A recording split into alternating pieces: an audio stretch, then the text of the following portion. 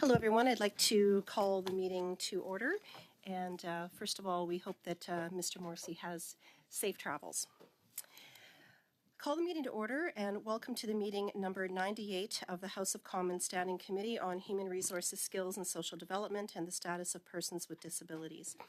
Pursuant to the motion adopted on November 27, 2023, the committee is continuing its study on the subject matter of Supplementary Estimates B 2023-24. Today's meeting is taking place in a hybrid format pursuant to the standing orders. Members are attending in person in the room and remotely using the Zoom application. I would like to make a few comments for the benefits of all participants. Please wait until I recognize you by name before speaking. For those participating by video conference, click on the microphone icon to activate your mic and please mute yourself when you are not speaking. Interpretation for those on Zoom, you have the choice at the bottom of your screen of either Floor, English, or French. For those in the room, you can use the earpiece and select the desired channel. Although this room is equipped with a powerful audio system, feedback events can occur. These can be extremely harmful to interpreters and cause serious injuries.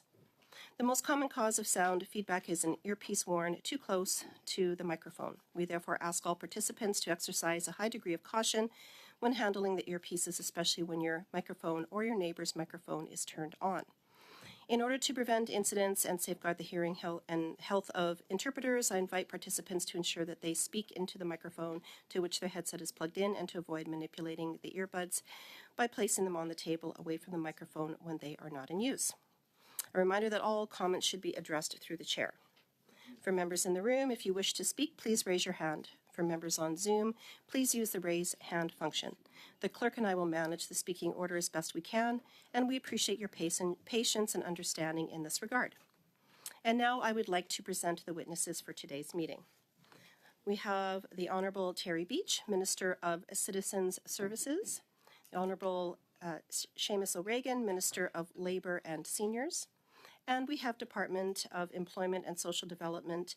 We have Sandra Hassan, Deputy Minister of Labour and Associate Deputy Minister of Employment and Social Development, Cliff Groen, Associate Deputy Minister of Employment and Social Development Canada and Chief Operating Officer for Service Canada, Karen Robertson, Chief Financial Officer, John Astrander, Business Lead, Benefits Delivery Modernization. Now, each minister has 5 minutes to make statements, and so Minister Beach, you have the floor. Thank you, Madam Chair. Bonjour à tous. C'est un grand plaisir d'être ici avec vous aujourd'hui.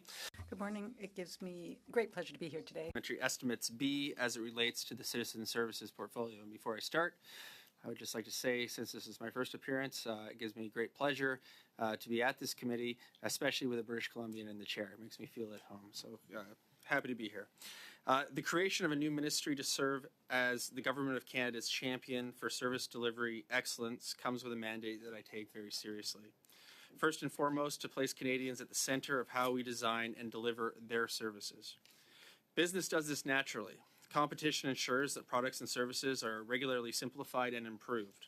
We must eliminate repetitive paperwork, the need to stand in line or to wait on hold. We must adopt new technology to improve the customer service experience that meets the unique needs of Canadians, whether they are in rural Manitoba, the Arctic, PEI, or downtown Vancouver. If I was to describe my mandate in as simple terms as possible, I would say it encompasses dental, digital, and customer service. Dental is code in some ways, as it includes not just the onboarding of 9 million Canadians onto the largest benefit program in Canadian history, but the delivery of Canada's largest digitalization transformation project through the Benefits Delivery Modernization Project, or BDM. Between OAS, EI, and CPP, these benefits represent $1.5 trillion over the next 10 years and 39% of the annual federal budget. I'm also the minister responsible for Service Canada as well as the Canadian Digital Service. The government was pleased to launch the first phase of the Canadian Dental Care Plan on December 11th. As of this morning, more than 500,000 seniors are now enrolled in the program in every province and territory. Madame la Présidente. Madam Chair, I am not getting the interpretation. Perhaps the minister or someone is not on the right channel, but I cannot hear the French interpretation. Thank you, Ms. Chabot. Just give us a moment here.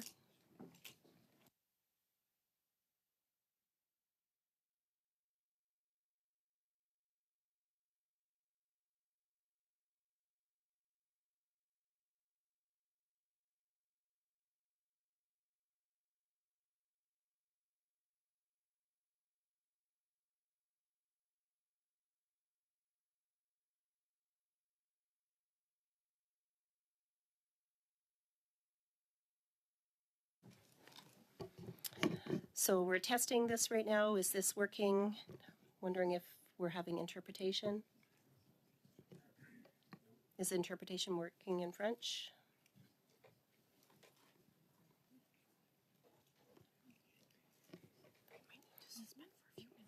Okay, we're going to suspend for just a moment. Thank you.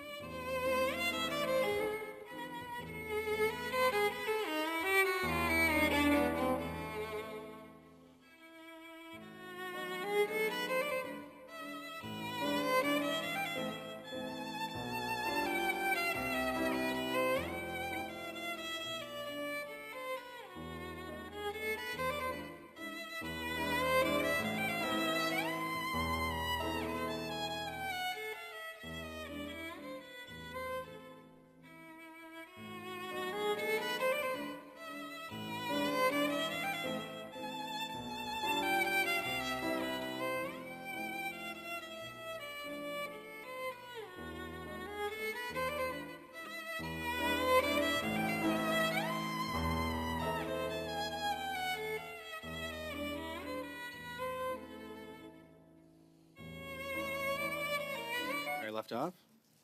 Madam Chair? Why don't we go back just a few sentences there? Monsieur le ministre. No, Minister, Did you hear nothing from the minister? Can you please confirm? Okay, unless we hear otherwise, we'll just go back a couple sentences and start from there, Minister. Thank Okay. you. When we last tuned in, we were talking about the 500,000. Retourner de quelques phrases. I'm sorry, but you have to go back a few sentences, says Madame Chabot, because she missed the minister's remarks. Thank you, Ms. Chabot. Go ahead, Minister. Go back a few In the same sentences. Thank trajectory? you. Okay, so as we last tuned in, we were talking about the 500,000 seniors that as of this morning have enrolled in the dental care program. Of those, 73% who applied did so without human interaction. Those who did who did contact the specialized call center had waiting times of less than a few seconds. When it comes to the passport program, we continue to encourage Canadians to apply for a passport as early as possible before booking a trip. In December 2023, 96% of passports were issued within 1 to 20 business days, and the 313,000 passport backlog from last year has been completely eliminated. Between April 1st and December 31st, 2023, we issued more than 3 million passports. We continue to drive innovation through the use of automation and artificial intelligence. Soon, individuals will be able to renew their passport online, eliminating the need to wait in line altogether and shortening the lines for those who choose to do it in person. In the meantime, we launched an online passport application status checker. 1.5 million people have utilized it to track the real-time status of their application. Those, again, are individuals who don't need to call the call center or wait in line.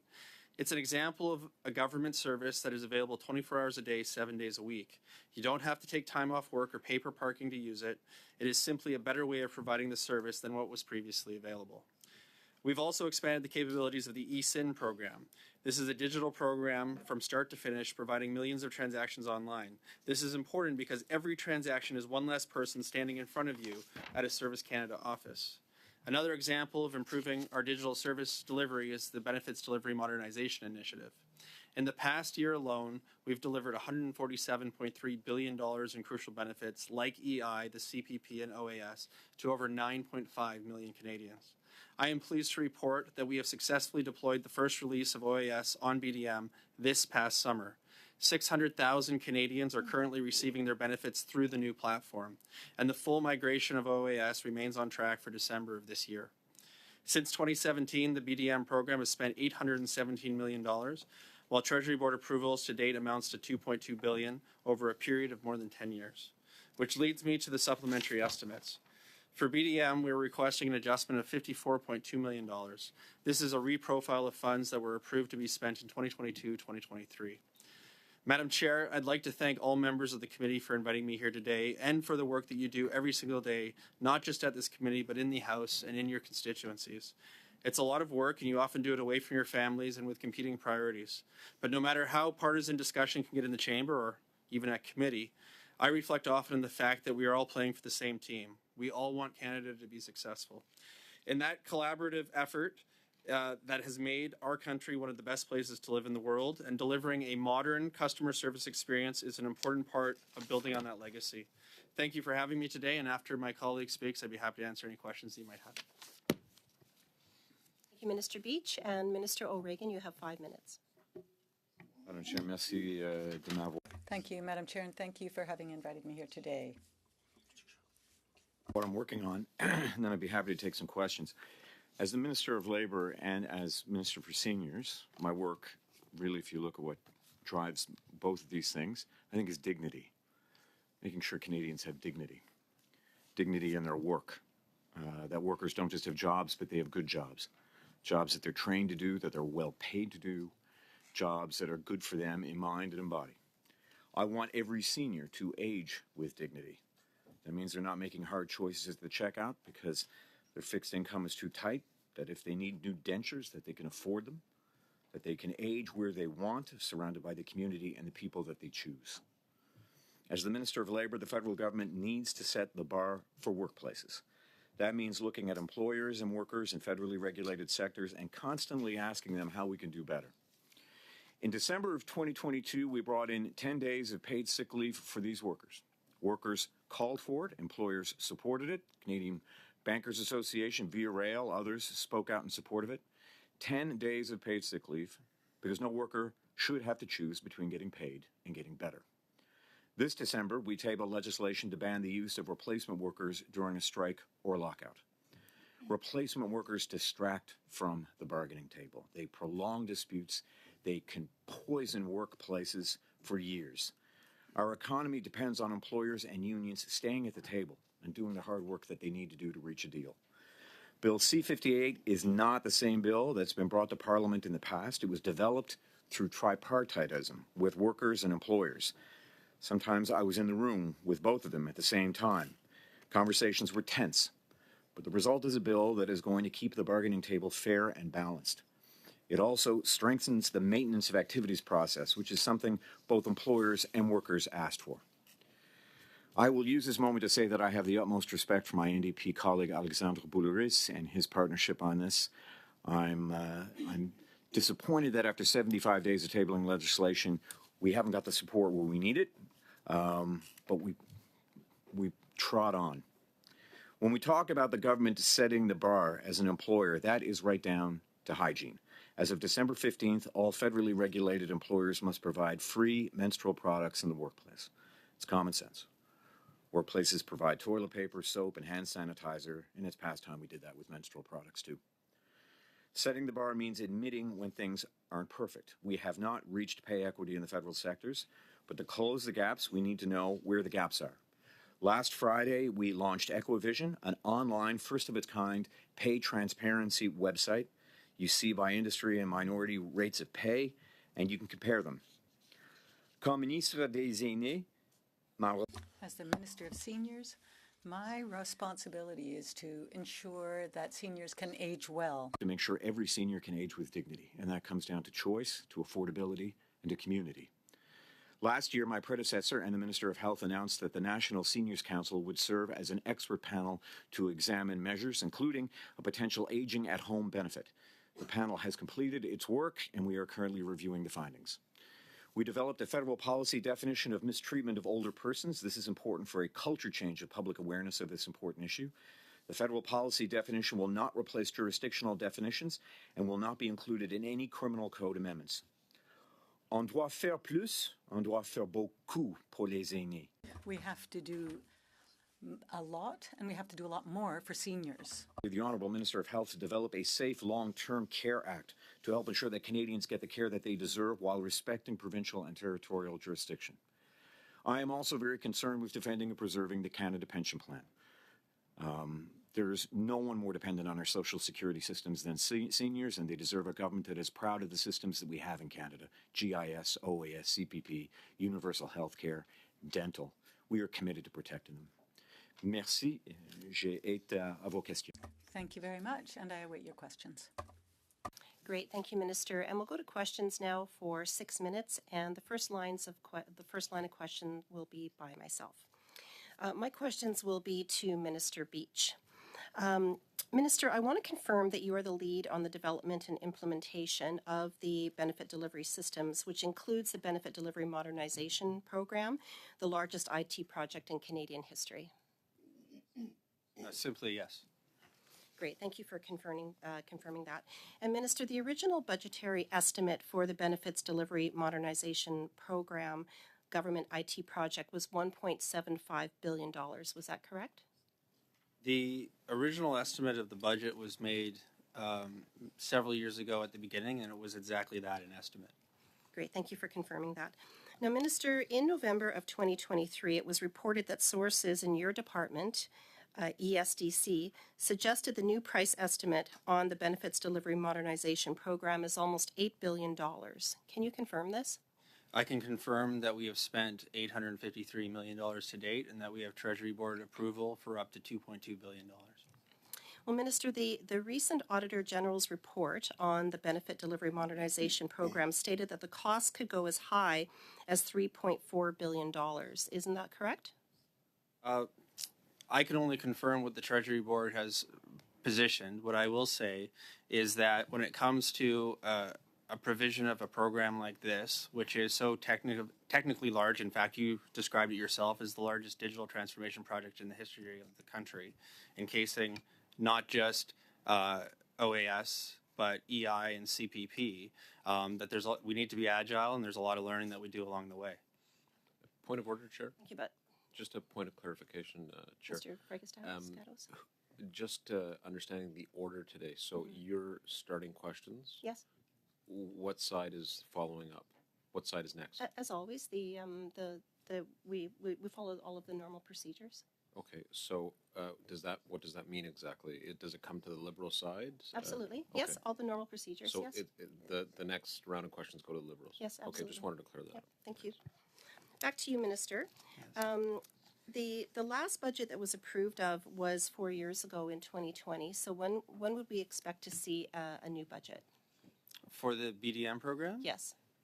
As of right now, I can only share with you what's been approved, which is the $2.2 billion, of which we spent just over $800 million.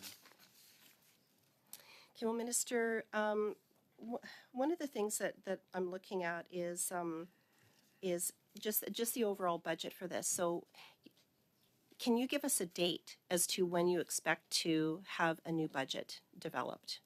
I can't give you a specific date. I do know that there was an inquiry made to a number of my colleagues that are at the table here with a report back by January 19th. I think those were received by yourself and others. Happy to turn to my colleagues if there's anything that perhaps the head of Service Canada, who was the previous business lead for BDM, or now the new business lead for BDM, have to add to this. Thank you, Minister. I'll actually just we can have the officials come back at another time. So I'll just Certainly. continue. So on then with I would yourself. point to the documents that were handed to you on January 19th. Great, thank you very much. Yes, the estimates aren't very clear when there'll actually be a new budget that will be tabled. The next question is regarding this, also the Benefits Delivery Modernization Program. Does the Government of Canada have the capacity to do the project on its own? Or is the plan to have a number of consultants working on this? Well, I actually think this is a really good question, not just for BDM, but actually in terms of advancing digital services generally. There is no doubt that the Government of Canada needs to develop its core strength when it comes to the technical leadership that exists within the public service. At present, this program is being developed through partnerships with both the public service and private contractors. And so on that note, Minister, what is the value of contracts so far for the Benefits Modernization Program? So that I have a thick document at the back of my binder here that details that. I think that information was also included in the January 19th submission. Happy to table that information in detail with the committee as well. Great, thank you, Minister. If you could please have that tabled for the committee. The information that I have is that it was $669 million to date. And of that, looking at who the various contracts are given to, it's really interesting with some of the contractors on there. And specifically, I want to bring to light public services and procurement. The PSAC is investigating ArriveCAN contracts given to Dalian and Coradix. And what did you do when you found out that PSPC is investigating contracts for these vendors that are also listed on the Benefits Delivery Modernization Program? Well, I could tell you specifically with regards to the Benefit Delivery Modernization Program that we followed all procurement practices, and that you can rest assured that any contract over $40,000 has been competitively bid upon. Okay, well, Minister, before I get into that, my question just to follow up is, did you also launch an investigation into your department after you heard that the same vendors were also involved in the Benefits Delivery Modernization that are being investigated under the ArriveCAN app right now? My understanding at present is that all procurement processes were followed, but if there are concerns that you'd like to raise, I'd be happy to follow up with you on them. Okay, well, Minister, on that note then, in fact, there is a limit. My understanding is that it's $40,000. And when looking at the list and what the values are, there are several that have been over that amount. Are you aware of that, Minister? That did not go through the formal procurement process, the RFP? My understanding is that, and my information is that every contract amount over $40,000 for the entirety of the $852 million that has been spent has gone through the appropriate competitive practice. If there's an incident where that didn't happen that you're aware of, I'd be happy to look into it for you. Thank you, Minister. That's time, and now we'll go over to Mr. Van Buyden. Thank you, Mr. Chair, Madam Chair. Mr. O'Regan, I was quite taken in with your focus on dignity, both on the workplace and for the seniors, and particularly in relation to allowing seniors to age with dignity. And my question is with respect to NORCs, naturally occurring retirement communities. Are there any projects that explore the benefits or the merits of developing programs that would be supporting NORCs, naturally occurring retirement communities? Tony, I will give you, Mr. Van Buyden, I'll give you 10 points for consistency, because I don't think you said Merry Christmas to me, but you did say, how are Norks? Every time we bump into one another. No, it's a blatant exaggeration, but this is something I know you're very passionate about.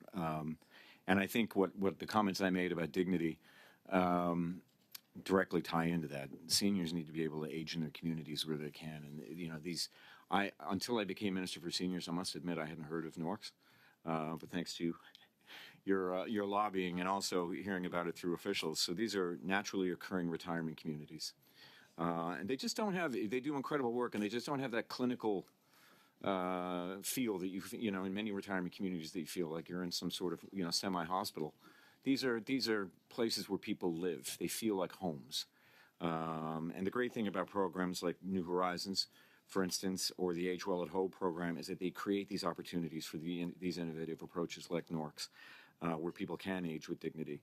Specifically, the Age Well at Home program, we invested $1.8 million to scale up Queen's University's Oasis NORC-based program. And Oasis meets seniors where they are. It helps them prevent social isolation, which is a big, big thing. It helps promote physical fitness, injury prevention, facilitate better nutrition for seniors.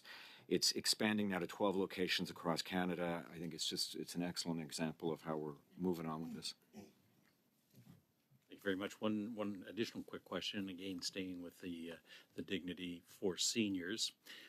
That we've seen the Conservatives down south constantly attacking retirement programs. In fact, we've seen the age of retirement go from 65 to 67, and we're seeing echoes of what's going on south of the border.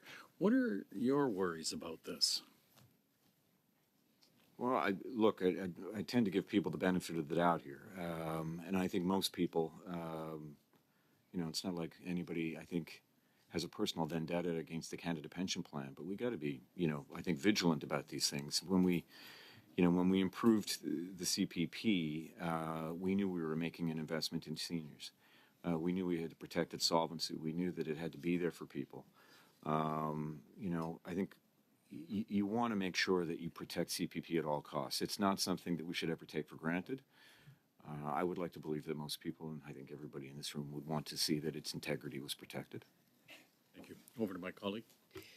Thank you. Good afternoon, colleagues. Thank you, ministers, for coming.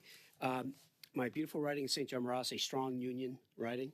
Very, very proud of its union heritage, whether it's St. John Firefighter 771, St. John Police Union, CUPE Local 18 Outside Workers, ILA Longshoremen 273. List goes on and on. One of the first things I heard in 2015, not really knowing that much, was 377 and 525.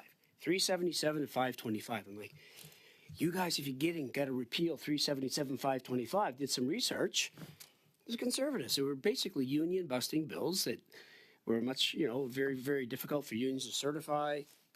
And every union that I came across was against them. And I know the conservatives at times like to paint themselves as friends of unions. I would say that's the exact opposite. I mean, unions built the middle class, 5-day work weeks, 8-hour days, safe work environments.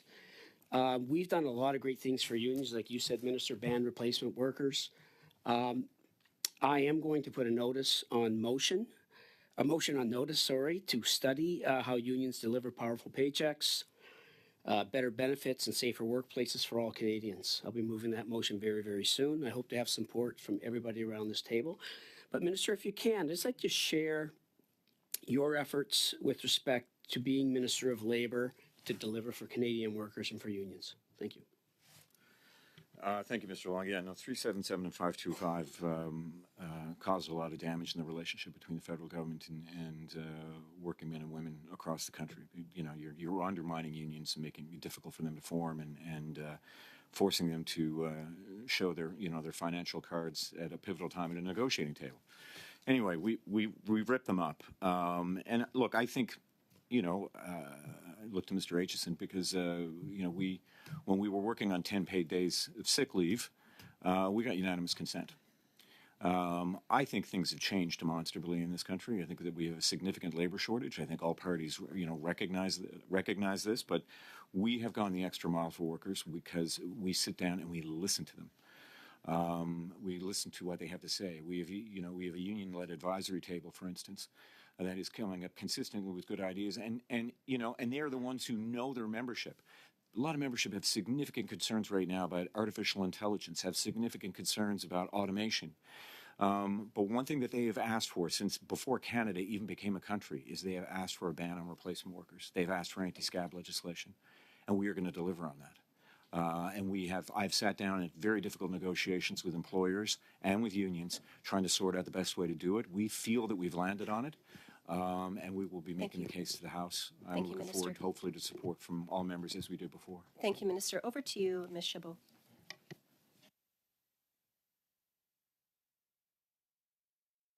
Merci, Madame la Présidente. Thank you very much, Madam Chair. And good afternoon, ministers, for having come today. And I'm sorry to have to participate remotely. I have to do so because of my health, but I did want to greet you regardless. Now, Mr. Reagan, you've already spoken about this, but I wanted to raise Bill C-58 on replacement workers, or the anti-scab legislation, one could say. You said, justifiably so, that this really is a huge change in labor relations and labor conditions that still existed up until 2024. So they're today still in Quebec. In the Port of Quebec, the port workers that are in a union are in a lockout right now, and it has lasted 500 days to date, and the employer is using scab workers, replacement workers. So this is causing extreme distress to workers, financial distress, and it's taken away any capacity on their part to be able to negotiate in good faith, because it's the employer that has the stick, the big end of the stick. Now, you tabled your bill. The Bloc has tabled bills, the first one in 1990. But my question is the following. So you have a confidence agreement with the NDP, and this bill was tabled. But between tabling it and adopting it once and forever, so that it becomes law, are two different things, because that's what the union wants. The union wants this to go faster. So between tabling it and adopting it in this Parliament, do you commit to speeding up the process in order to make sure that that bill actually does see the light of day? Excusez-moi. Pas problème, Madame Chabot. No problem, Ms. Chabot. Well, the lockout in Quebec City Port is a perfect illustration of why we need to prohibit these replacement workers. And with all-party support, we can do that. So we want to support the various parties in their negotiations. We are there to help. Workers in the Port of Quebec are on the front lines of this issue. They have been replaced. As Lana Payne said yesterday in a statement who was in the media today, there's nothing more demeaning for a worker than to be out on strike or locked out and knowing that your work has been replaced. And they have been on the picket line now for over a year. Their every day, I think, is ongoing proof for why we need to pass legislation in order to ban replacement workers. And I think with support of all parties in this House, we can prevent this from happening Merci, again. Monsieur le Ministre. Mais ma question. Thank you, Minister. But my question is simple. How will you make sure that you are diligent enough to ensure that that bill becomes a priority for you, for your government, and that actually becomes law? You know, you will forgive me for doubting this, because the bill says, actually in the bill, it says that it will only come into effect 18 months after royal assent. So there's a huge risk, Minister, that because of this 18-month delay and because of the whole process, the legislative process, that actually this bill won't become law. So I have two questions. Do you personally commit to making this a priority and to speed up the process? And will you support withdrawing that 18-month delay after the royal assent? Thank you very much. I understand what you're asking. Besoin de temps. We need time. Experts need time. The best federal mediation conciliation. We have, I would argue, the best, one of the best in the world. The FMCS, Federal Mediation and Conciliation Service. We also have the Canada Industrial Review Board. These are the people who ultimately help parties negotiate an agreement or will help them achieve one. We have a 96% success rate in this country. It is astounding. These are the best. I've had the pleasure of meeting so many good public servants. This team is so effective, and they've said to us they need 18 months for exactly the reason that we just said. This is one of the most transformational changes to happen to labor relations in Canada in our history. It is precisely when people say that and then say, well, can you rush it? One answers the other.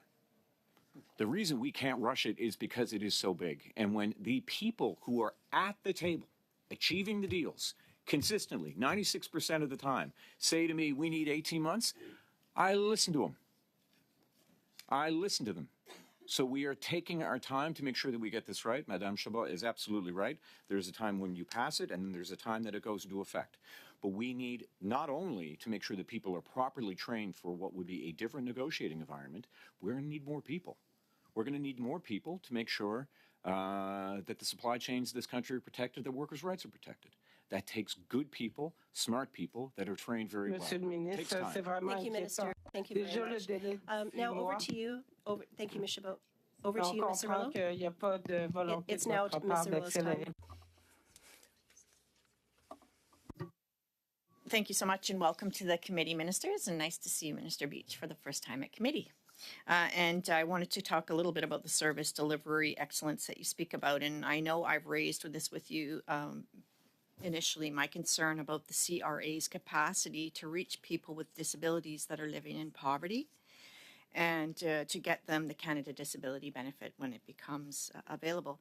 So my concern was realized when I received a response back on an order paper question asking them, the CRA, to give me the information on the cross between disability tax certificates and income. And what came back was the answer: the one-to-one relationship between claimants and certificate holders is difficult to ascertain, with the possibility of more than one individual being a claimant on the same certificate, and this is relating to the disability tax credit. For this reason, CRA is unable to provide the income breakdowns of beneficiaries, and in brackets it says certificate holders, and it's not in a position to respond in the manner requested. So my question to you, Mr. Minister, is how will the government ensure that those living in poverty that need the Canada Disability benefit will get it? And does the government accept that the disability tax credit system cannot be the only entry point for the disability benefit? Well, first of all, thank you for the question. And although this is my first time appearing at committee as minister, certainly lived at committee for the last number of years. First of all, I'd like to express, given the conversations that we've had, how important I think the Canada Disability benefit is. I just recently met with my equivalent minister in Australia, a country that went through this and basically transformed their own system a number of years ago, and the impact that it's had on their citizens has been dramatic. Part of the reason that we are embarking on the modernization of our benefit delivery systems is because we are dealing with technology that in a lot of cases 60 years old for OAS, 50 years old for EI, 25-year-olds for CPP, and also siloed departments that don't necessarily speak to each other. So in order to tackle the problem that you're specifically talking about, we need to empower the desiloization of departments so that we can actually share information amongst each other in a secure way, and have the flexibility to make sure that the policies that elected members of Parliament want to implement are actually implementable once it hits the ground. The kinds of frustrations that you talk about, especially if it affects vulnerable Canadians, disabled Canadians, are completely unacceptable. And sadly, we're in a position where we are making up for generations of technical neglect kind of all at once. But I am certain that working together, we're going to be able to overcome that and provide a benefit system that delivers to everybody that needs it. Thank you. And Minister, this committee did bring a report to the House just on having CRA explore this. Like, this is something that the committee has been seized with for almost 2 years. So I guess it does play into the dental program that's rolling out, knowing that the government cannot cross-reference at this point in time a disability certificate and their income. Is everyone with a disability tax credit certificate eligible for the new Canada Dental Care program? So starting in June, children and individuals with Sorry, I don't have much time, but is it going to be income tested? Because what I'm understanding is the CRA can't it will be income income tested as well, and you will need a certificate. So we're going to need to resolve that because the CRA is saying that they cannot do an income test with the disability tax credit claimant. So can I get your commitment that that'll be prioritized? It is a challenge that we must overcome. Okay, thank you. I'm going to move to Minister O'Regan because we have also spoken about the care economy. I know, and I appreciate you reaching out to me at some of your busiest times to talk about this. But as we look at the seniors portfolio, specifically, and we talk about long-term care, nursing, personal care aides, home care aides, and even federally, we have nurses, we have a whole healthcare division federally. I wanted to know about collecting data because when we were doing the study, the care economy study, a couple of years back, there was a real lack of pan-Canadian data to do HR planning in this space. So I'm just wondering if there's been any movement on being able to gather data on these workers in the care economy, and if there's been any movement.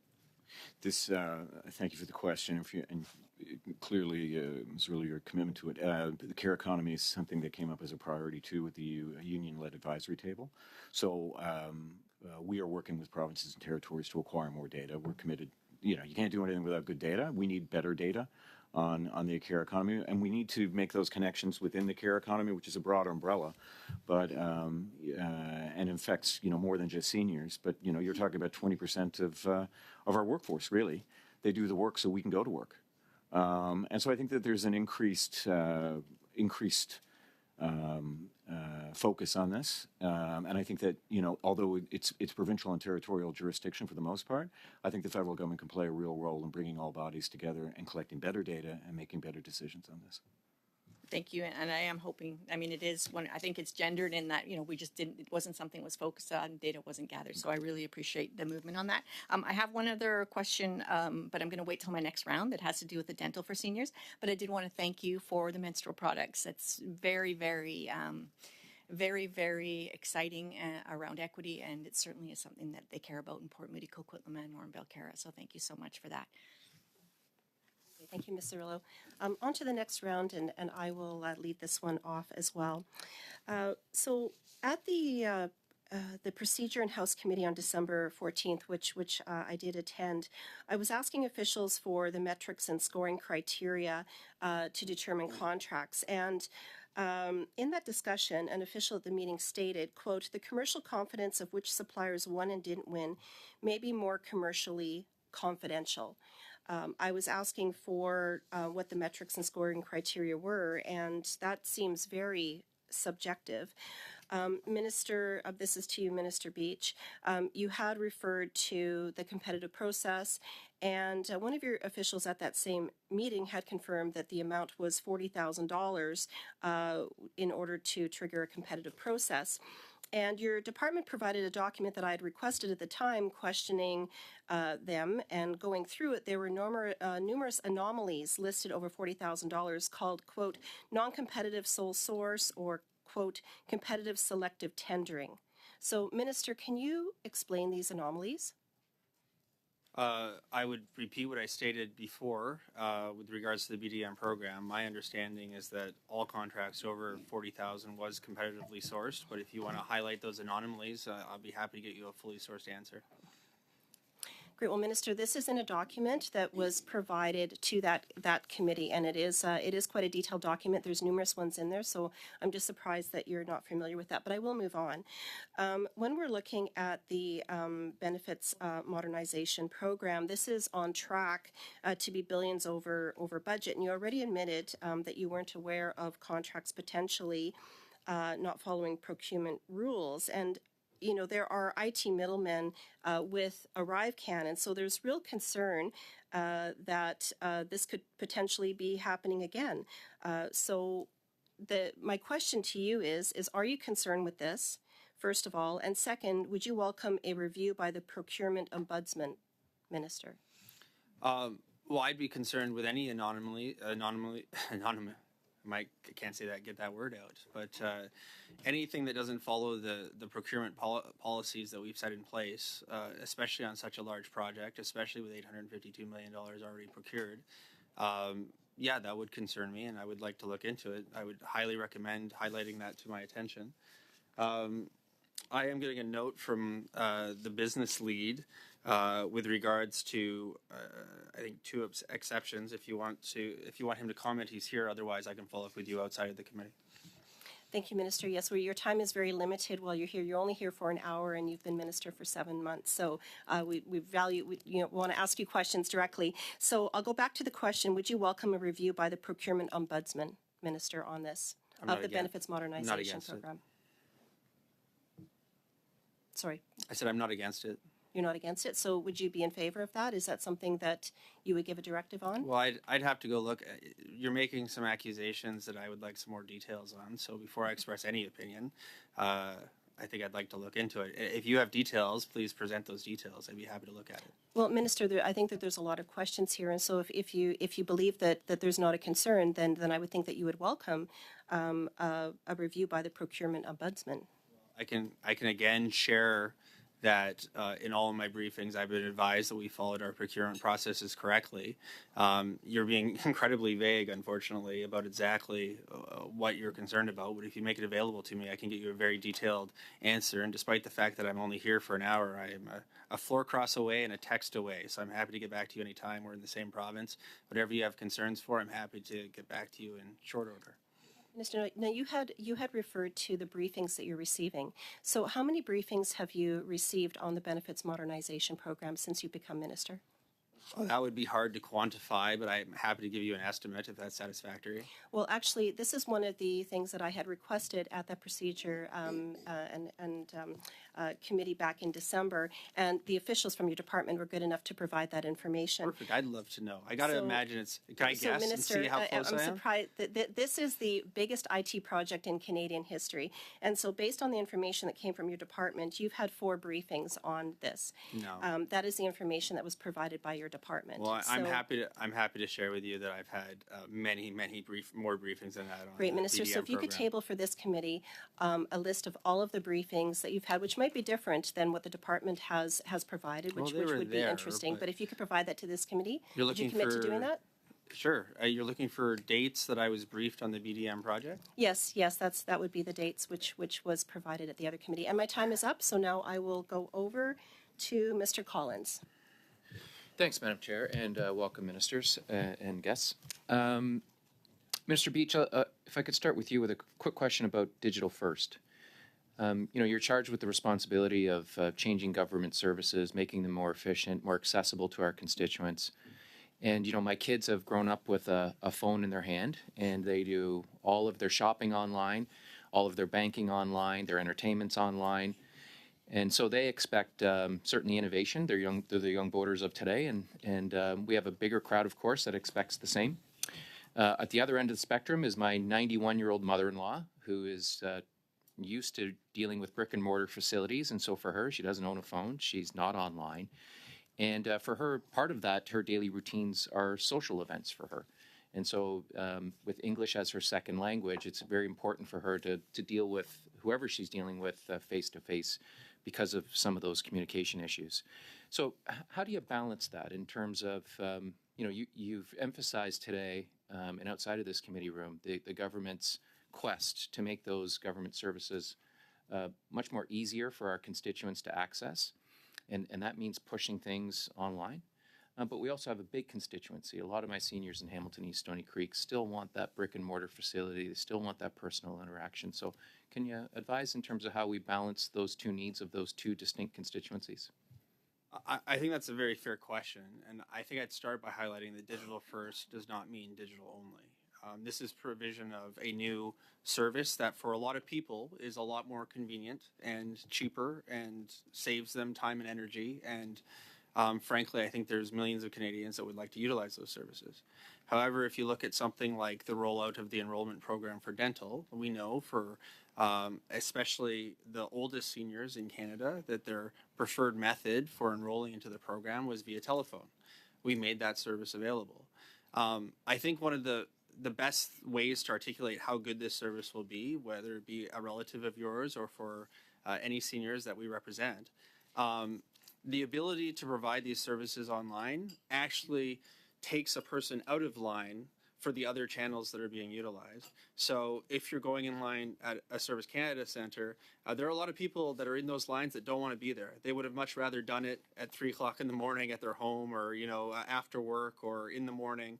Don't want to take time off work, don't want to have to find childcare, don't want to have to pay for parking. When it comes to even the telephone program, I think that there are opportunities, especially with regards to technology, that are becoming available in the private sector that we should be looking at. For example, for anybody, the millions of Canadians that have waited on hold online, you memorize the music. Well, having the ability to be called back so you can go about your day, I think is useful. I also think it's interesting. There are new AI services that actually interrupt the conversation and say, hey, somebody is several minutes away, but I can handle 80% of inquiries. Would you like to try with me? And that's another way that we can get more people out of line. Terrific. Madam Chair, I'll cede the rest of my time to my friend and colleague, Mr. Coteau. Thank you very much. I'll continue with this theme around just the physical location and how how important it is for many communities. Recently, we saw a different model approach in Ontario. I'm an Ontario MP, and I know you're from out west, so I'm not sure if the department's been following this issue, but in Ontario, the provincial government with Service Ontario has decided to go into big American box stores to deliver their services. Can you just reflect on what the future of that physical location looks like for the Government of Canada, and any comments on that specific model? I recently had the opportunity to visit the flagship office in North York and look at some of the more modernized services that they're providing. And really it is an inclusive space where people are being handled in a very convenient way with technologies that weren't available even a number of years ago. I won't prejudge what the Government of Ontario is doing with their service provision. It is possible that these kiosks will be well utilized and provide an extra bonus of service delivery and another point of contact. Even within Service Canada, we have over 300 site locations, but we have over 600 points of contact. And in a country that's as vast and diverse as ours, it's important for us to customize how we provide those services depending on where you are in the country and who your customers are. So it'll be interesting to see how these new kiosks play out, and we'll watch it closely. Great, thank you, Mr. Coteau. Okay, over to Ms. Chabot for 2.5 minutes.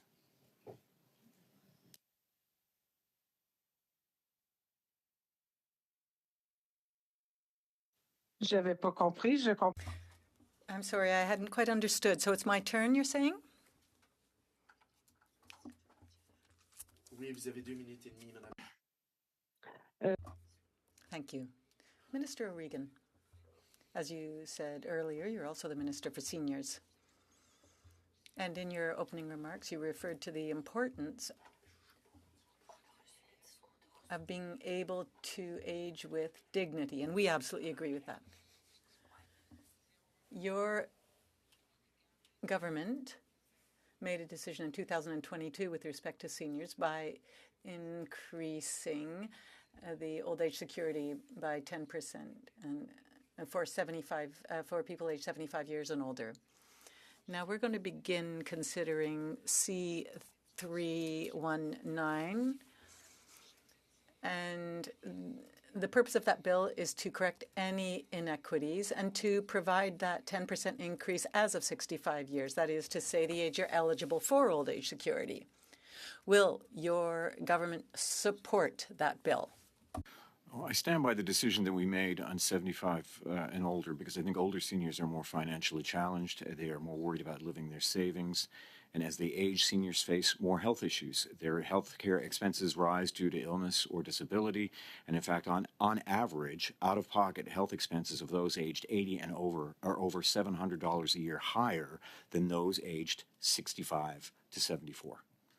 At the same time, most older seniors can no longer supplement their income with paid work, with few seniors working beyond 75. The passing of spouses adds to that pressure. Among seniors, almost twice as many over the age of 75 are likely to be widows or widowers. As with women, on average, living longer than men, it's no wonder many senior women slip into poverty after losing their life partners. So I think our OAS increase, as we had done it, has strengthened the financial security, I'm told, of 3.3 million seniors, the majority of whom are women. Oui, mais il y a beaucoup d'aide. Yes, but there are many seniors who are not benefiting. You know, at 65 years old, there's a very high percentage of seniors who depend solely on that old age security, and that income is entirely insufficient to be able to deal with the cost of living as it stands today. So we feel that this is a very important bill whose purpose is to correct that inequity. It's very important to have dental implants and dentures, but it's also very important to be able to live with dignity, to be able to live your retirement out in dignity and live your older years safely. Thank you, Minister. Great, thank you. Ms. Cirillo, 2.5 minutes. Thank you so much. And Minister O'Regan, thank you for your comments around women and gender. I think this is an area of work that hasn't been covered equitably since the beginning of recognizing work in NEI. I'm actually was going to ask you the question about dental, but I think it probably should go to Minister Beach. So I understand that Service Canada is visiting seniors' homes across Canada with the implementation of the dental program that the NDP spearheaded. Can you share what is the rollout plan, and will Service Canada be visiting the long-term care homes and the seniors' homes in the riding that I represent of Port Moody, Coquitlam? Well, we reach out in all kinds of different ways. Service Canada is very active and on the ground. We also partner with service organizations, and we have had individuals meeting at various venues. And if you're making a formal request, I'll look into that for you. I am making a formal request because it would be wonderful to have the support of the CRA or the Service Canada to be at some of those events and to be there to support us in the riding. All right, so I'll be happy to get back to you on that. In terms of the rollout, we made an announcement earlier with regards to the letters for 70 plus that have already gone. We will move to an online platform in May. We will also commence our first services for people that already received their sign-up package. We will then transfer to children and to individuals with the disability tax certificate in June. The remainder, namely 18-year-olds to 64-year-olds, will be able to sign up starting in 2025. Thank you so very much. And then I will just revisit that whole concept of the disability tax credit, like the claimant of that tax credit, that certificate, the claimant versus who would be eligible for the dental work. So if you could potentially follow up with me that if that rollout is happening with persons with disabilities, how is their income being tested? I will endeavor to do so. Okay, thanks so much. Great, thank you very much. And we're just about at time here. We did start a little bit late because of votes. And so I just want to thank everyone for being here. Minister Beach, I do want to make the comment that it's the first time that you've been to this committee. We do have a lot of work. I'm taking chair's prerogative right now to make a statement. We do have a lot of work at this committee that's within your portfolio. So hopefully we can see you again soon, and I hope that you'll make that commitment. And also, you had requested from myself to have see the documents that I was referring. I will forward you the documents that came directly from your department, and I do want to say that I am disappointed that some of these issues weren't being addressed as seriously as they could be. So hopefully we'll see you again soon, and we can question you further on this. So with that, we will suspend. We have another part of this meeting, so we'll suspend for a few minutes while we prepare for the second panel of witnesses today. Thank you so much, everyone.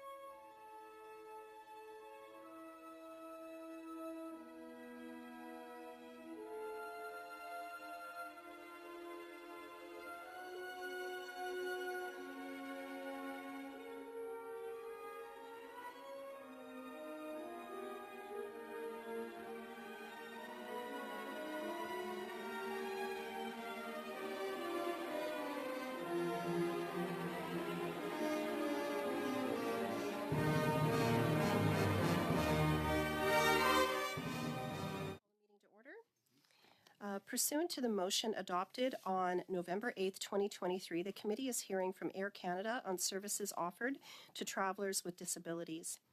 Present for the meeting are witnesses from Air Canada, Michael Russo, President and Chief Executive Officer via video conference, David Rail, Vice President, Government and Community Relations by video conference, Tom Stevens, Vice President, Customer Experience and Operations Strategy by video conference, and Kieran Wilson, Director, Customer Accessibility by video conference.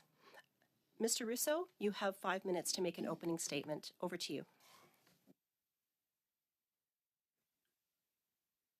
Thank you, Mr. Chair. Merci et bonjour. Let me assure the committee, people with disabilities, and the Canadian public that Air Canada takes very seriously its obligations to ensure our services are accessible. Equally important to us is that our objective is to be the preferred airline for people with disabilities. Nous investissons déjà de...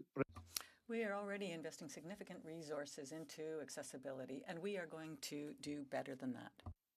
Each year, Air Canada successfully carries hundreds of thousands of customers who require mobility assistance or other accommodation. We invest significant resources in accessibility. We have been and will continue to be a leader. We were a key participant in drafting the CTA's mobility aids and air travel final report. Air Canada was one of the first airlines to waive liability limits in the international treaties to pay the full cost for damaged mobility equipment. I sit on the board of the International Air Transport Association, which represents 250 airlines worldwide. Air Canada was a key member of this mobility aid action group. In 2023, across our network, we had nearly 1.3 million special assistance requests related to accessibility from more than 500,000 customers. The vast majority had a positive experience. However, we know that we must get better to reach our goal of offering a positive and respectful experience to all passengers. To this end, we endorse the Accessibility Canada Act and its goal of a barrier-free Canada by 2040. As part of this, we publicly filed a 3-year accessibility plan with far-ranging initiatives. It includes 145 initiatives based on a year of research, expert consultations, and feedback from travelers with disabilities who took over 220 flights. Recent announcements such as becoming the first North American carrier to join the Global Sunflower Program for non-visible disabilities, and the creation of a customer advisory committee comprised of representatives from 4 Canadian accessibility groups are examples of the initiatives we are executing to improve. People with disabilities make up a significant segment of our customer base. We are very proud of this. We have high awareness, a strong work ethic, and deep empathy among our employees and contractors. Our processes generally work well. Hundreds of thousands of customers requiring assistance successfully travel each year. Still, despite this, accessibility issues, while remaining the exception, do arise. And we understand the impact in terms of how difficult the disruption is for our customers with disabilities. While the causes behind these negative experiences differ, we have concluded the chief issue is inconsistency. And the best remedy for this is to provide our people who all want to do a good job serving customers with more and better tailored training and tools so they can succeed every time. Our November announcement about improving accessibility contained programs to achieve this greater consistency. For example, our 10,000 airport employees will receive extra disability-related instruction as part of a new recurrent annual training program. Apart from reinforcing processes, it will promote better understanding. It is a challenge. However, a good parallel is airline safety. Incidents still occur, but aviation today is the safest mode of travel. This was achieved through our industry's willingness to examine and learn from mistakes, to constantly refine processes, adopt new technology, or add redundancy, and through continual and better training. We are well aware of the disruptions customers with disabilities can experience. When we fail, we are incredibly disappointed because it affects a person's quality of life. In these cases, we apologize and take responsibility. However, what we hear is that our customers' overriding concern is always that we act to make sure whatever happened to them does not happen to others. This is why our leadership team and all employees at Air Canada are committed to improve, and we are striving every day to deliver a positive experience for every customer. nous sommes prêts pour répondre à vos. We would now be happy to take any questions. Thank you. Great. Thank you very much, Mr. Russo. And the first round of questions are 6 minutes, and I will be leading us off on behalf of the Conservatives. So first of all, I want to start by saying that the treatment many persons with disabilities have had from Air Canada has been shocking to hear and completely unacceptable. And we've heard of horrible situations of mistreatment reported by persons with disabilities by experiences they've had with Air Canada, including recently from October to November of 2023 alone, headlines where an Air Canada passenger had a lift fall on her head and her ventilator was disconnected, Air Canada leaving the Canada's own chief accessibility officer's wheelchair behind on a cross-Canada flight, a passenger forced to drag himself off of an Air Canada flight, and a man was dropped and injured when Air Canada staff didn't use a lift as requested. So can you confirm that these are the type of situations that persons with disabilities are experiencing at Air Canada, Mr. Russo? Thank you for the question. What I can confirm is the vast majority of customers requesting accessibility help from Air Canada are having a good experience. There are exceptions. We take responsibility for those exceptions. And our plan that we published in June, the primary intention of that plan, objective of that plan is to ensure that all customers are in fact treated with respect and have a positive experience flying Air Canada. Mr. Russo, I don't think that that gives comfort to the people that had those experiences, but I also would like to confirm that Air Canada was fined recently $97,500 by the Canadian Transportation Agency for several violations of the Accessible Transportation for Persons with Disabilities regulations. Isn't that correct? I thank you for the question. I believe that is correct. I'm not aware of all the details of that, but if I can, I'd like to turn the question over to Carrie Ann, who can provide more details. Mr. Russo, I'd like to keep my questions with you, if that's okay. Perhaps that's something that that could be tabled for this committee. The next question that I have for you is: would you say that it's a priority to serve passengers, persons with disabilities with Air Canada? Is that a priority in order to serve them well and to follow regulations? Thank you for the question. Again, as I said in my opening comments, it is a priority for us. Our objective, aside obviously from meeting the regulations, is to be the preferred airline for customers with disabilities. We know we have to improve. That's why we put in place a plan with 145 different initiatives, many of which are being executed at this point in time, and with a good feedback as well. Thank you, Mr. Russo. And we'll continue to add initiatives as over the next two and a half years. Thank you, Mr. Russo. Would you say at a high level that a corporate annual report reports on the activities, priorities, operations, and financial performance of an organization? Would that be a fair assessment of what an annual report does? I think that would be a fair characterization description. Okay, well, so each of the 168-page to 2022 Air Canada annual report and the 180-page 2021 Air Canada annual report mentions disability or disabilities only a couple of times, and it's exclusively around hiring. So I think that people hearing that would find it difficult to believe that that this is a priority for Air Canada. I'm not sure how Air Canada is taking this seriously with improving their service levels when it's not even mentioned in your annual reports. I do want to go on here because my time is limited.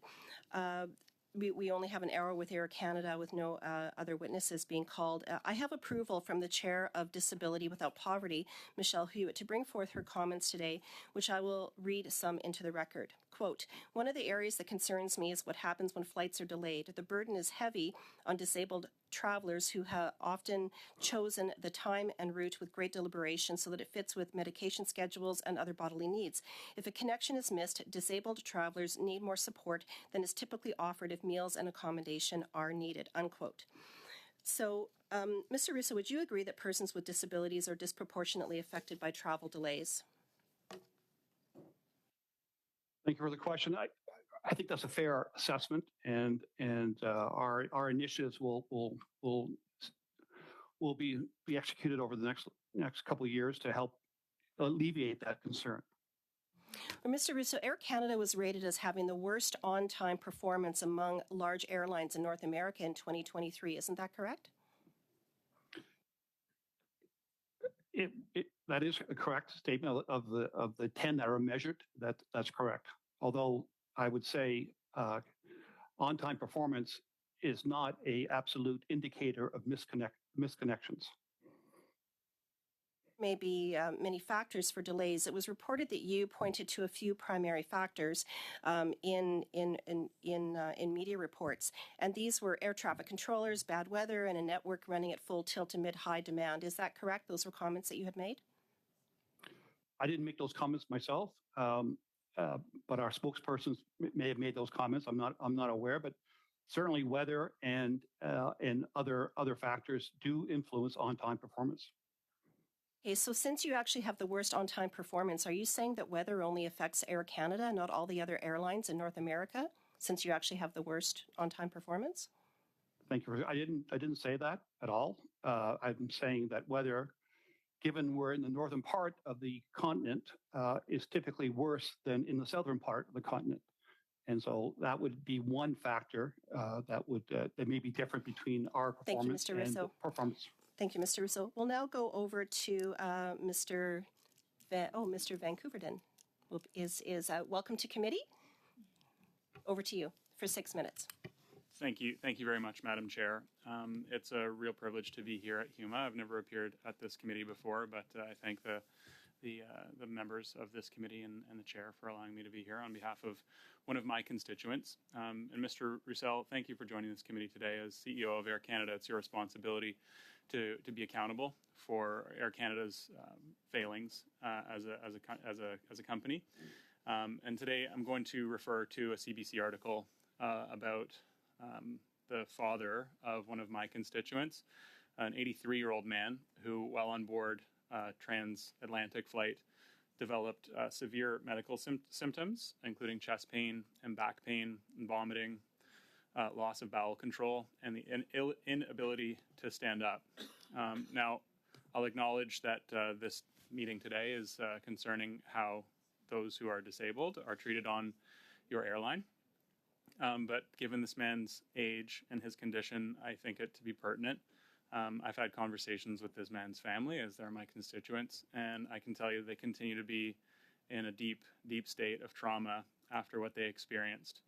I believe that you're probably familiar with this case. I'm referring to flight AC051 that left Delhi in the late summer of 2023.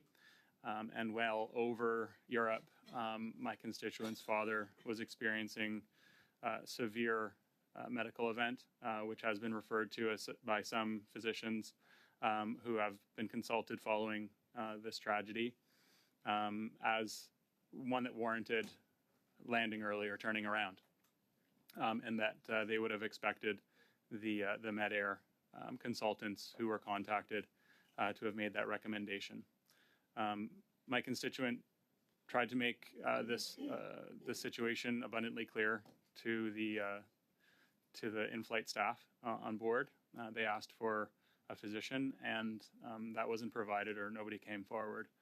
But unfortunately, my constituent's father passed away shortly after the flight landed in Montreal. And I'll say that on their behalf, they have not felt adequately reassured that anything has changed at Air Canada since this, or that Air Canada took all necessary precautions necessary to keep this gentleman alive. Mr. Roussel, when Air Canada performs well financially as a company, you personally benefit as well. Your compensation more than tripled in 2022 to $12.4 million in that year, compared with $3.7 million in 2021, according to documents released by the airline. The stock price reflects similar performance over that period of time. Do you feel as though being called to this committee today, and given that people experience things similar to what my constituent has, is reflective of great performance by your airline? Thank you for the question. I am very aware of the situation, and we've provided our condolences to the family, and we've reached out to the family to speak to them about the situation. As you probably know as well, the situation's in front of the courts at this point in time, and it's very difficult for me to expand on any aspect as to what happened. We believe, based on our investigation, that our crew followed all the right procedures. And however, again, it's in front of the courts, and it's difficult for me to expand on the situation. I appreciate that this is still before the courts, and for legal reasons, it's impossible to comment. Nothing can bring this gentleman back, and the family acknowledges that. Obviously, it's a tragedy and something that the family will continue to endure. However, going forward, perhaps changes can be made to assure that better care is provided with people who are experiencing traumatic health-related events, perhaps better training, better resources on board. What have you considered in order to assure that while this might not be entirely preventable in all cases going forward, lives can be saved if proper life-saving care is available on board? What changes have you made? We, again, thank you for the comment, follow-up comment. We're still studying and still investigating the situation. Our procedures are followed by many different airlines around the world. There are cases where we do divert if recommended by the doctors. In this case, as you know, that wasn't recommended. Again, we will continue to learn and investigate, and if required, we'll modify our procedures. Well, on behalf of my constituent and their family, I sincerely hope that that happens. The only legacy that could potentially come from such a terrible tragedy is that fewer are experienced by families in the future. But I would just add, on behalf of my constituents and their family, that they don't feel as though Air Canada has done a great job in terms of their accountability since this tragedy. So I would request that you and Air Canada do better. Thank you, Mr. Rousseau. Thank you, Mr. Van Couverden. On to Ms. Chabot for 6 minutes.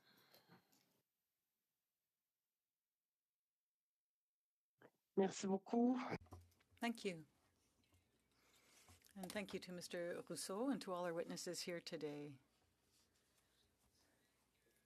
The reason we are considering this today is because, among other things, there was a very unfortunate, scandalous actually, incident that occurred with someone who had a disability and who was in a wheelchair, but he had to actually crawl out of that airport because he wasn't out of the aircraft because he did not have assistance. So this is scandalous. We know that Air Canada sent written apologies, but above and beyond those apologies, how can one justify this kind of situation? And in your opinion, is this a unique situation, or other examples of situations like this that should never, ever reoccur? Merci pour votre. Thank you for the question. I'm aware of that case, Mr. Hodgins, who was arriving in Las Vegas. Carrie Ann may provide more details a little bit later. We are very sorry what happened. Our contractor in Las Vegas didn't show up to help Mr. Hodgins off the plane to his mobility aid. That is our responsibility. We have dealt with that third party. And to my point earlier, it was a mistake on our part. And the training we're putting in place, all the different initiatives we're putting in place will, in fact, hopefully reduce these number of mistakes. Again, we did successfully help the majority of the 500,000 people that traveled on our planes last year that required assistance regarding disability. Carrie Ann, do you have anything to offer on Mr. Hodgins?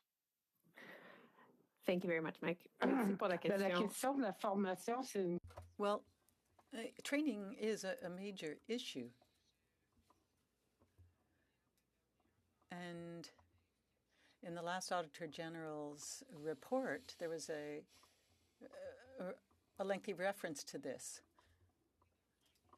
There are many employees, but management has a very important role to play on these issues. Now, you have put in place this accessibility plan for 2023-26, but since this incident, what has changed in your practices?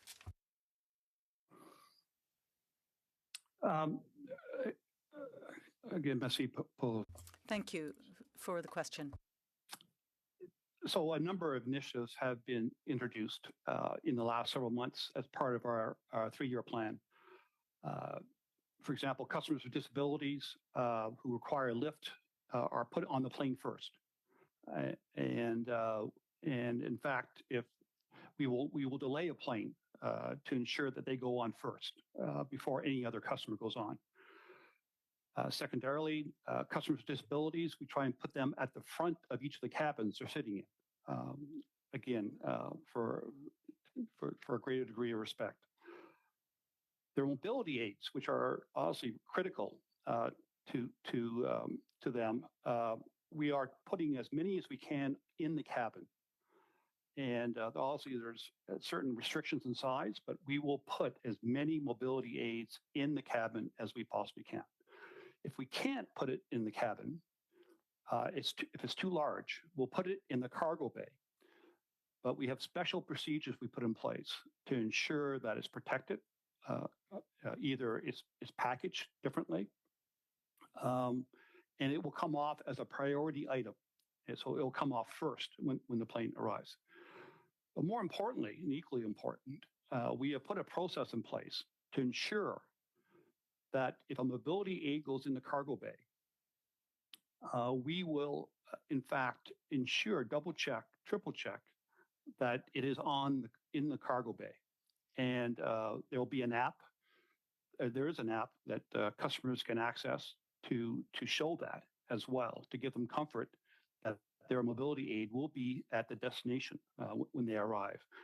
And in this last case, this process we've just introduced to ensure that mobility aids are in fact in the cargo bay if they're too large to fit in the cabin, we will delay a plane until we are certain that the mobility aid is in fact in the cargo bay. So and then to your point about training, we've always had training, but we've retained some expert consultants who have looked at our training, enhanced our training. And so we'll be putting in annual recurrent training for our 10,000 airport employees, one on processes and secondarily on attitude to a great degree, which is also very, very important.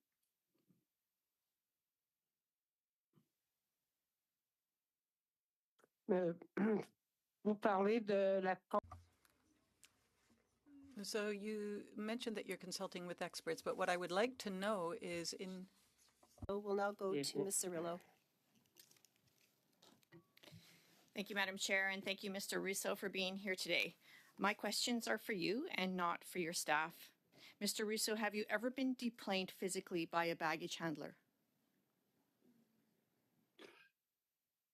No, of course not. Have you ever been deplaned on a catering cart? No, I haven't. Ever been forced to get on your hands and knees to deplane? No, I have not. This is the reality of people with disabilities who have shared some of their stories with me. So when you and your executive team consider savings and profits by balancing what is regulated and what you are willing to give in goodwill, and I quote that from your conference calls, in which category do you put human rights for persons with disabilities?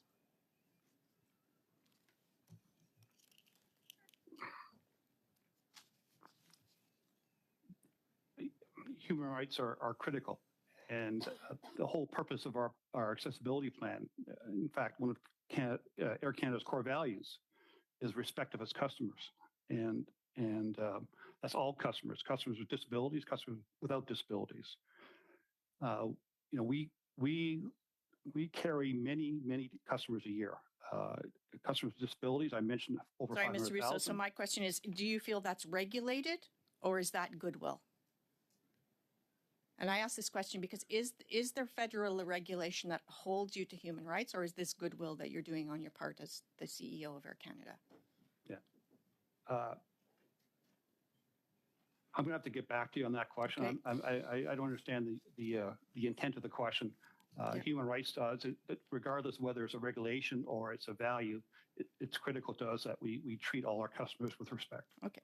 So, Mr. Russo, I wanted to understand the corporate culture that would allow for dehumanizing passengers and violating their human rights. And so I'm sure that you've heard that the corporate culture of an organization will eat any strategy for lunch. It's a regular business jargon. And that's why I wanted you to come to this committee, because I really want to understand the corporate culture. Because any accessibility strategy, any accessibility plan will not be successful if it's not important to you. So the PBO report on accessible transportation for persons with disabilities, published March 31st, 2023, shared that only 31% of managers and executives completed their mandatory accessibility training. Since Air Canada did not have to report in that study, I'm interested to know if you have taken any accessibility training yourself, and I know you referenced today some increased accessibility training for your staff, but have you taken any accessibility training yourself? Thank you for the question. Yes, we have some modules for leaders that provide a framework for us to do better on accessibility. You said that for leaders, so you're saying that you've taken them. You've taken them? Yes, I've taken the module to give me a better sense of accessibility issues. What percentage of your executive has taken those modules? I don't have that information available right now. Okay, if you could report that back to this committee, that would be great. Have board members, your board members, the board members of Air Canada, taken accessibility training that you're aware of? Again, I'm not aware whether they have as part of Air Canada or some other organization that they're associated with. Would you be willing to approach your board with a request for them to take your newly revised accessibility training? I'll speak to the board about that, yes. Okay. And would you be willing to mandate that all the leadership take the accessibility training at Air Canada? I think that's a very good idea. Okay, thank you. Mr. Russo, I've seen many photos of your government relations people having drinks with the Liberals, the Liberal government. I've seen it on Twitter. I've seen many receptions where they've been there. I'm wondering, what is the value that Air Canada gets from these relationships and these events that they go to with Liberal MPs? Thank you for your question. David Rowe is on the call. He's in charge of government relations at Air Canada. We run a very complex business, and so our government relations people speak to different government parties and individuals to explain our challenges, our issues, and provide updates as to how we're doing. So I'm going to get cut off here, Mr. Russo, so I'm just going to let you know that I've never been invited to any kind of information session from any of your government relations people. I just wanted to mention, I might not get another opportunity to talk, that I do take in consideration that it took 2 months to get this meeting with Air Canada, even though we requested it before the Christmas break. Thank you. Great. Thank you, Ms. Cirillo. And just before we go into the next round of questions, I do want to say that we are coming up in just about a minute here to 5:30. And we did start late because of the vote. So my intention would be to give the full 2 hours, which would mean we would go to 5:50. which would be the full 2 hours, and we do have interpretation. So over to you, Ms. Falk. Thank you very much, Chair. Just following up on MP Zarrillo's last comment, this request was given months ago for you to attend our committee, and it's kind of ironic that all are virtual. I'm wondering if this speaks to a testament of Air Canada's service delivery and flight availability. It's unfortunate that we don't have you here, just given that the fact that this request was so long ago that was given. So, as it's been said, there's been many news reports that have emerged about the discrimination and the mistreatment experienced by persons with disabilities traveling by air, and it's disheartening and truly unacceptable. Air travel should not be a demoralizing experience, and I can only begin to imagine the hardship that individuals have experienced, and of course, these are just the experiences that attract news attention. So, Mr. Rousseau, I will presume that you would agree that Air Canada still has a ways to go to consistently meet its commitment to offering, quote, a high level of customer service and providing a dignified, positive, and safe flight experience for all passengers, end quote. Would it be your assessment, however, that Air Canada is in compliance with the Accessible Canada Act and the Canada Transportation Act? Certainly, thank you for the question. Certainly, as I said in my opening comments, our objective is to provide a positive experience for all customers with disabilities. Would you say that Air Canada is in compliance with the Accessible Canada Act and the Canada Transportation Act? I can't respond to that question at this point in time. So you can't speak as the CEO for Air Canada. You cannot say if Air Canada is in compliance with the Canada Accessibility Act or the Air Canada Transportation Act? I believe we're in compliance. Okay. However, I would have to. So if Air Canada is in compliance, your question's a broad one. But I don't know how it's broad. You're either in compliance or not in compliance. We are in compliance with every regulation that impacts Air Canada. Okay. So the fact that this is what air travel looks like for persons with disabilities when an airline is in compliance points to major flaws in the legislation and the regulations. So when this committee studied the Accessible Canada Act, we heard from witness after witness that this bill lacked clear and consistent requirements, that this bill used permissive language, and that this bill lacked any teeth of enforcement.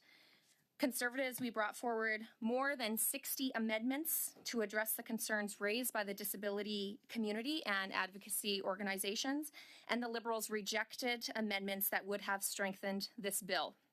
Without rectifying holes in the Accessible Canada Act, it's impossible to have confidence that we will achieve the goal of a barrier-free Canada.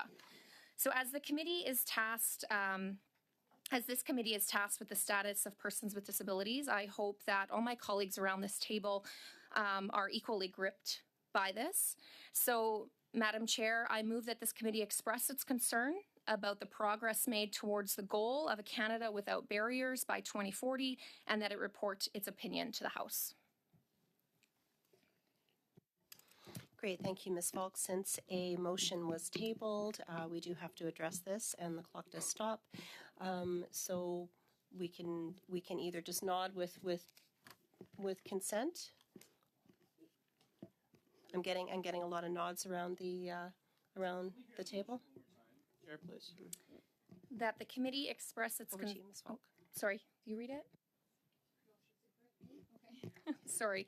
That the committee express its concern about the progress made towards the goal of a Canada without barriers by 2040, and that it reports its opinion to the House. Just a moment to suspend, Madam Chair. Is that just a couple minutes? We will suspend for 2 minutes.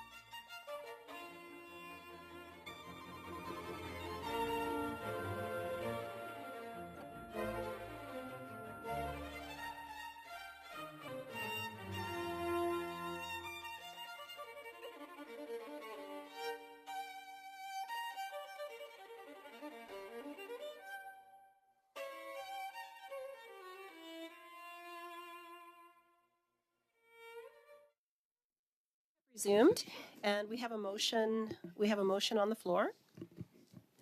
And so, over to you, Mr. Fragaskatos. Thanks, Chair. I think the member raises a very good point. I would, from our side, just put forward the following amendment that we extend the rationale of the motion and turn it into a focus for the committee over 3 meetings. Study that we could bring in witnesses and get understand the issue in a very fulsome way, think about it from various perspectives, and I think that would be much more beneficial than simply passing a motion that, I mean, if we're going to truly understand where we are, we could do it in the way that Ms. Falk has proposed, but why not a study over 3, go a little deeper over 3 meetings? Mr. Coteau? So that's the amendment, yeah. So a question to the amender of the original motion. Is the purpose of the study to just to listen to witnesses, to get some more information that speak to MP Falk's, I guess, intention behind behind moving the original motion, and then using that document to report back to the House on our findings with recommendations? This to you, Peter. Yeah. Yeah, it's exactly that. To understand. Oh, right. Madam Chair, through you, it is exactly as the colleague describes. We want to understand the issue in its various ways. These are really important substantive matters, and just for the committee to issue or to agree to a motion is not something that I think is becoming of the, not something that aligns really with the seriousness of the issue. So that's the amendment that we're putting forward. That would be three meetings. Thank you, Mr. Fragaskatos. Just so that we are clear, if you could just read the, just so that do you have it, Clerk? No. I know that we're talking about the amendment, so if we could just have the wording clearly stated what the amendment would be. Sure, since the motion was just presented, I'm happy to work with Ms. Falk on wording. I know that there's still an interest in talking with a witness from Air Canada. But what was the suggested amendment? If you we have 3 meetings, so you can easily add 3 meetings in there, and however you wanted to word it, or I could word it for you. Mr. Fragaskatos, you're the one putting forth the amendment. So let me work on wording, and we don't even have the original wording at this point.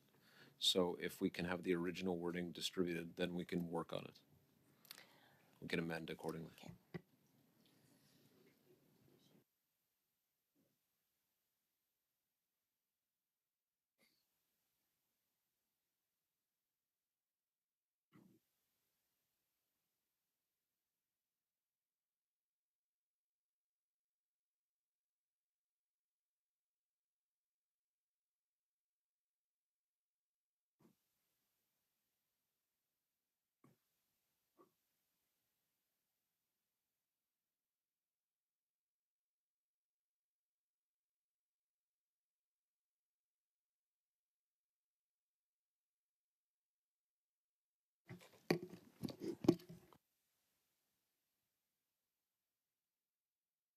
So just with consulting with the clerk, one thing that we could do is suspend debate on this and bring it up at the top of the next meeting for discussion.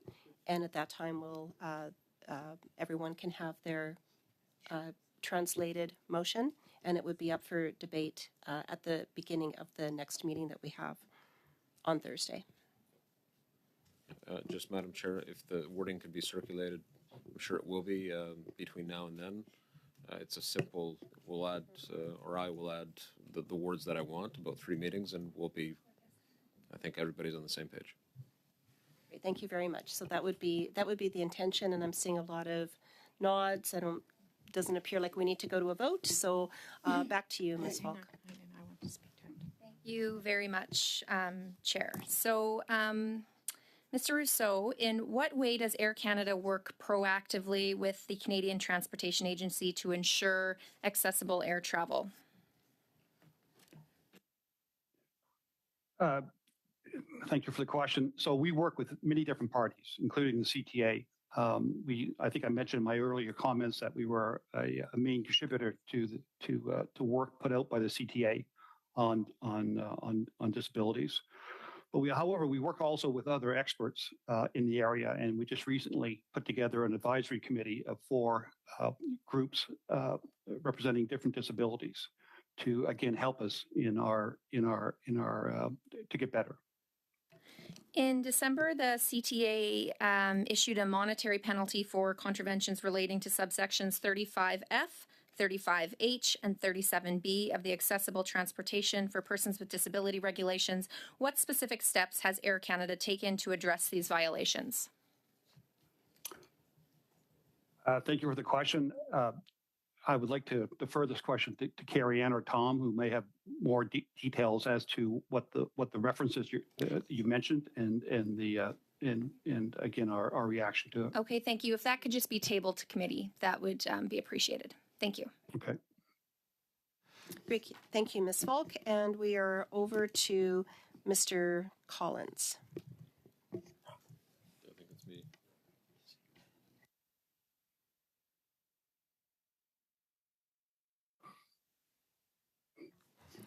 All right, over to Mr. Fragiscatos. Thank you, Madam Chair. Thank you for being here today. To those from Air Canada who did eventually respond to the call initially initiated by our colleague, Ms. Cirillo, but supported unanimously by this committee. Sir, I've noticed, and it's no surprise, anybody who's a member of Parliament develops relationships with their constituents. Very profound relationships are those that exist with members of communities that advocate on behalf of those who are disabled. In my community in London, Ontario, Jeff Preston is a professor of disability studies at the university. He and I have known each other for a number of years, and I did reach out to him in advance of the meeting today to ask what he would want to come out of this meeting, and if he wanted to say anything to you through my questions.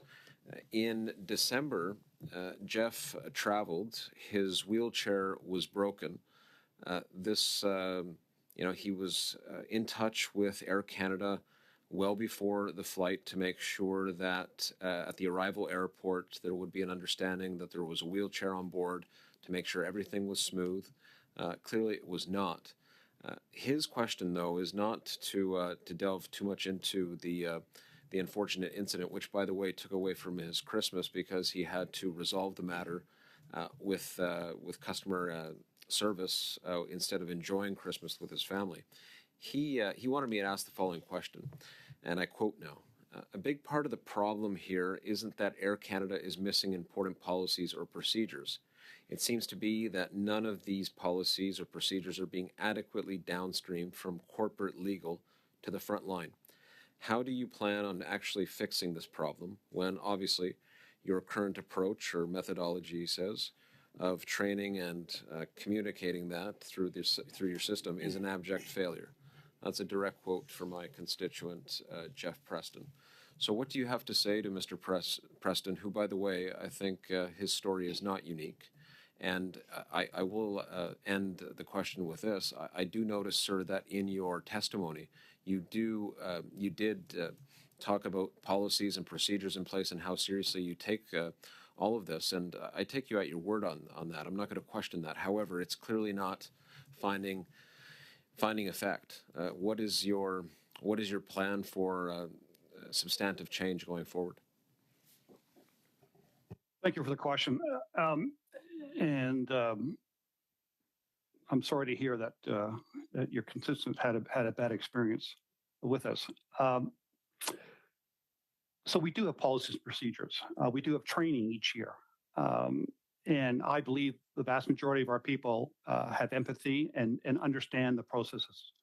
And I think that's the evidence by the fact that we do successfully move the vast majority of the 500,000 customers with disabilities that we carry on an annual basis.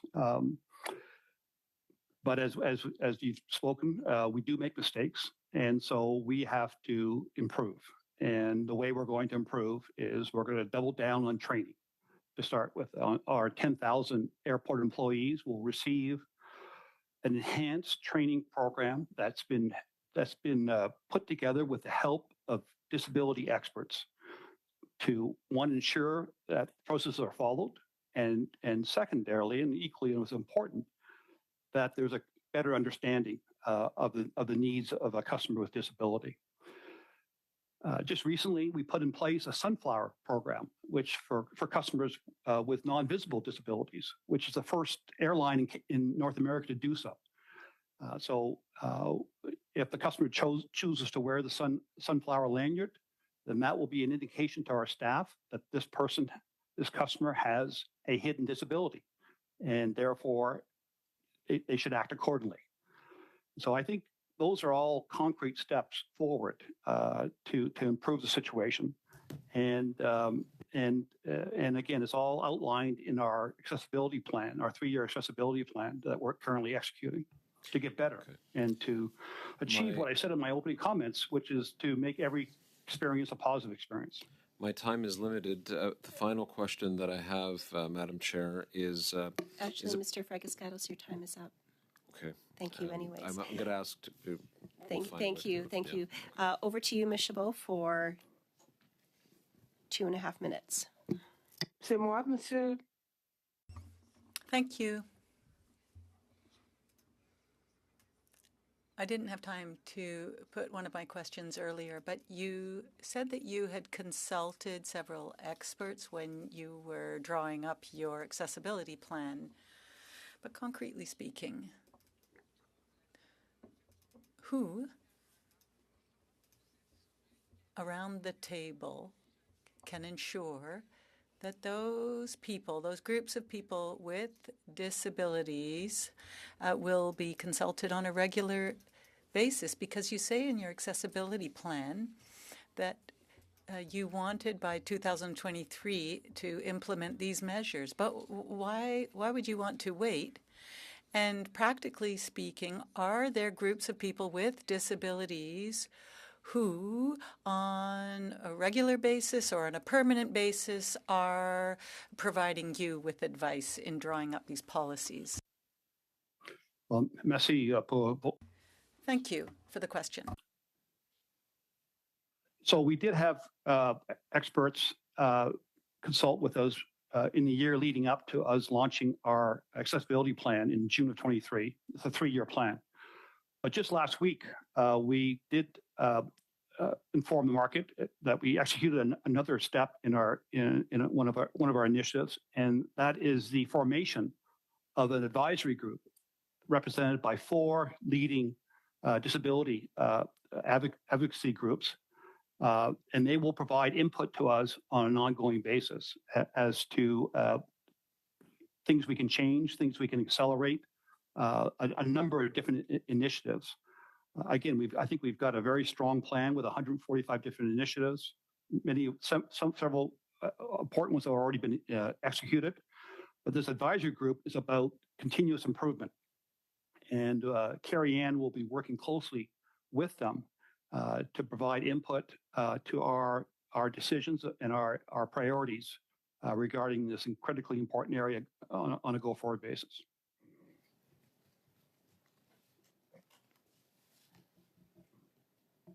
Vous avez dit You said that you believe that you have met. We'll now go to Ms. Cirillo. Thank you. And Mr. Russo, I wanted to just be clear that I am putting the problems that are happening with persons with disabilities squarely with you as the leader of this organization. And I just want to be clear on that because there's been a lot of talk about training other staff and things like that. And I just want to be clear that culture of an organization flows down. And I want to ask you, are you aware of the unpaid work won't fly campaign by flight attendants who say that they work up to 40 hours a week unpaid? Thank you for the question. 40 hours a month. I'm aware of that campaign, yes.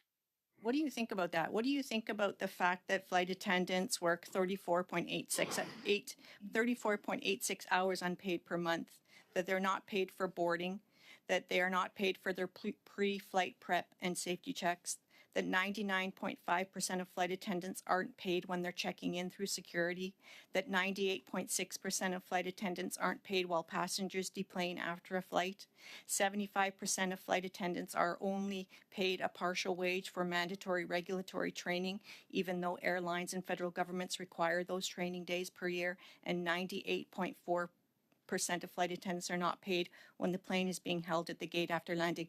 For someone that makes $12.6 million a year, Mr. Russo, what do you think about that?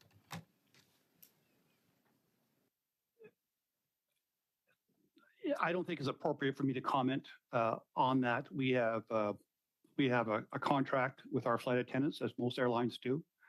That was negotiated in good faith, and when that comes up for renewal, we'll discuss different aspects.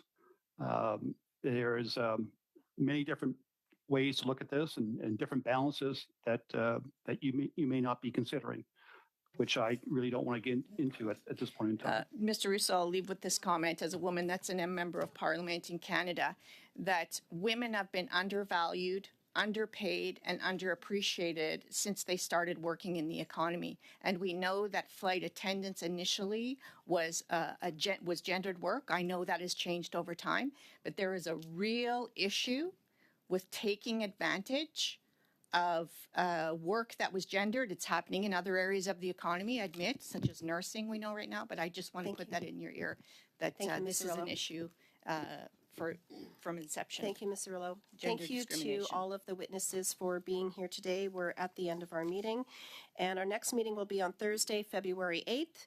And is it the will of the committee to adjourn the meeting? Yes, great. This meeting is adjourned.